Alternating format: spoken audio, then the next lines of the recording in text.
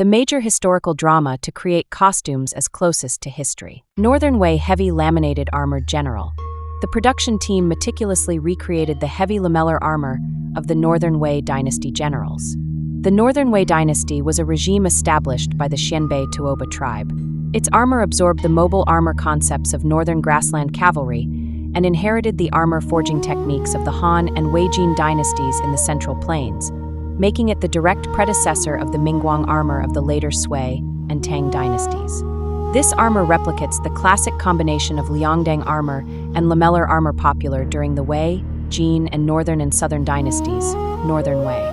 The two large circular breastplates, breastplate round guards, are a signature design of Northern Wei armor, significantly enhancing torso protection. The entire body is made of layers of finely forged steel lamellar armor plates, fully covering the shoulder armor, neck armor, arm armor, and waist armor, representing the practical combat armor style of Xianbei heavy cavalry generals at that time. The helmet is tall and adorned with a red tassel at the top, with ear guards hanging on both sides, perfectly reflecting the fusion of nomadic armor and Central Plains armor craftsmanship in the Northern Wei dynasty.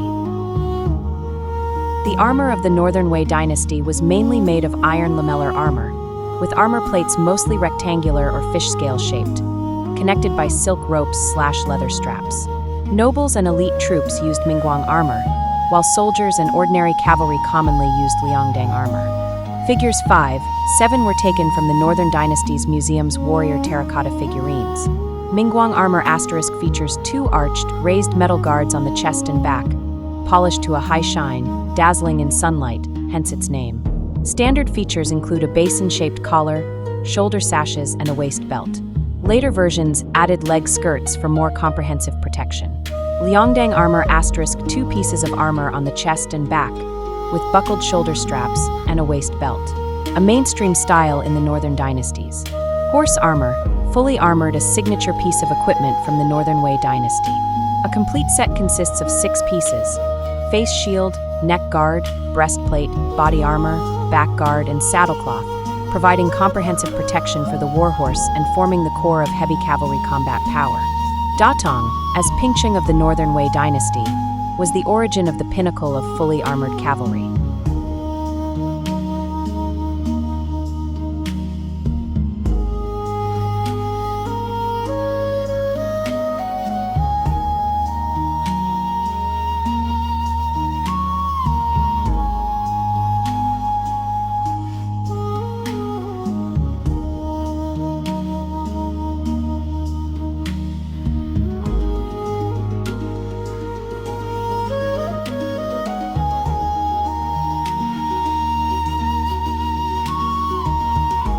The Northern Dynasty's paired wave lion and deer pattern brocade is a Northern Dynasty's warp brocade, a typical example of the fusion of Eastern and Western civilizations along the Silk Road. Collected from the Qinghai folk art, it is now housed in the China National Silk Museum.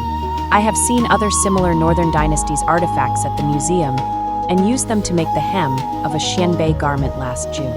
The pattern's framework is quite unique, composed of an alternating paired wave S-shaped framework and a hexagonal tortoiseshell framework, with 8-petaled flowers used as buttons at the joints. The animals within the framework are divided into 2 rows. One row features paired deer and lion patterns, while the other row features paired deer and phoenix patterns. This brocade was popular from the Northern dynasties to the Tang dynasty, primarily using warp brocade techniques, and is a representative cultural product of the mutual learning between Chinese and foreign patterns. From the Northern dynasties to the Sui dynasty, brocade with a plain weave was predominantly used, heavily influenced by Persian and Sogdian styles, resulting in a distinctive style. During the Hai Tang dynasty, influenced by the Lingyang Gong style, the compositions became more expansive and lion motifs became more realistic, incorporating local aesthetics. Mainly brocade, it employed multi-harness jacquard weaving, with warp threads divided into sections with different colors.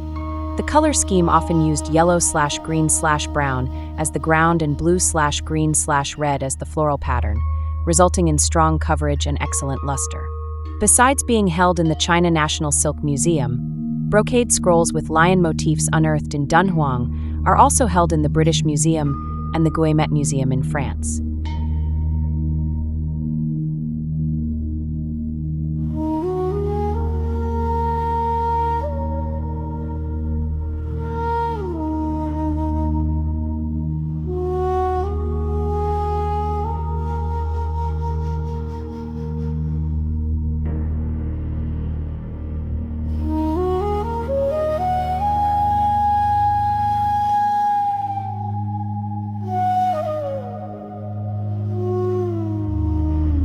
Emperor Wensheng of Northern Wei, r.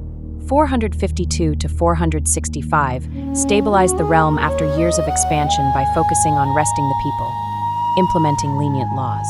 His key achievements included reinstating Buddhism, 454 CE, after previous persecution, commissioning the renowned Yungang grottos, Tanyao 5 caves, reforming laws, reducing harsh taxes, and fostering cultural Sinicization, marking a transition toward administrative stability over military campaigns. The story of Jiangshan Datong takes place during the Northern and Southern dynasties.